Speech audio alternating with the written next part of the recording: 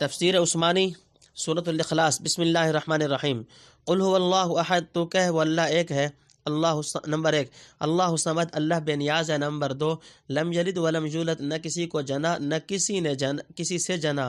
Number 3 ولم یکن لہ کفوا احد، اور نہیں اس کا جوڑ کا کوئی۔ نمبر 4 تفسیر نمبر 1 کہہ دو اللہ ایک ہے، یعنی جو لوگ اللہ کی نسبت پوچھتے ہیں وہ کیسے ان سے کہہ دیجئے کہ وہ ایک ہے جس کی ذات میں کسی قسم کے تعدد و تکسر اور دوئی کی گنجائش نہیں، نہ اس کا کوئی مقابل نہ مشابہ۔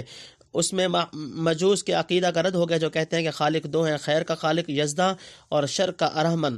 نیز حنود کی تردید ہوئی جو 33 کروڑ دیوتاؤں کو خدائی کا حصہ دار ٹھہراتے ہیں۔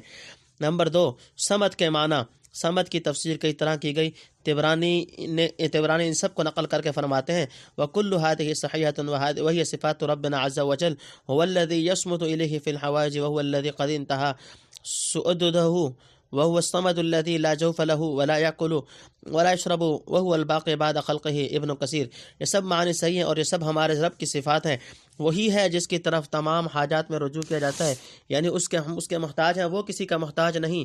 اور وہی ہے جس کی بزرگی اور فوقیت تمام کمالات و خوبیوں میں انتہا کو پہنچ چکی ہے۔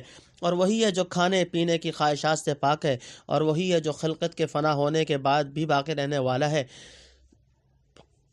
اللہ تعالیٰ کی صفت صمدیت سے ان جاہلوں پر رد ہوا جو کسی غیر اللہ کو کسی درجہ میں مستقل اختیار رکھنے والا سمجھتے ہوں۔ نیز آریوں کے عقیدہ مادہ و روح کی تردید بھی ہوئی، کیونکہ ان کے اصول کے موافق اللہ تو عالم کے بنانے میں ان دونوں کا محتاج ہے، اور یہ دونوں اپنے وجود میں اللہ کے محتاج نہیں، العیاذ باللہ۔ نمبر 3 اللہ کی نہ اولاد ہے نہ والد، یعنی نہ کوئی اس کی اولاد نہ وہ کسی کی اولاد۔ اس میں ان لوگوں کا رد ہوا جو حضرت مسیح علیہ السلام کو یا حضرت عزیر کو خدا کا بیٹا اور فرشتوں کو خدا کی بیٹیاں کہتے ہیں۔ نیز جو لوگ مسیح کو یا کسی بشر کو خدا جانتے ہیں ان کی تردید لم یولد میں کر دی گئی ہے، یعنی خدا کی شان یہ ہے کہ اس کو کسی نے نہ جنا نہ ہو، اور ظاہر ہے کہ حضرت مسیح ایک پاک باز عورت کے پیٹ سے پیدا ہوئے، پھر وہ خدا کس طرح ہو سکتے ہیں۔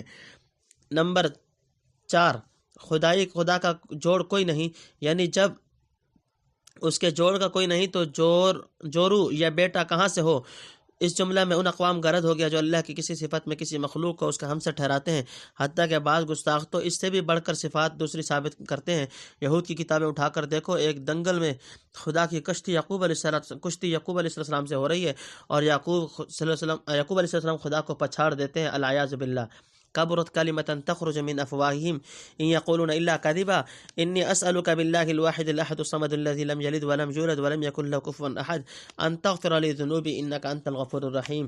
سورہ اخلاص اپنے اختتام کو پہنچی۔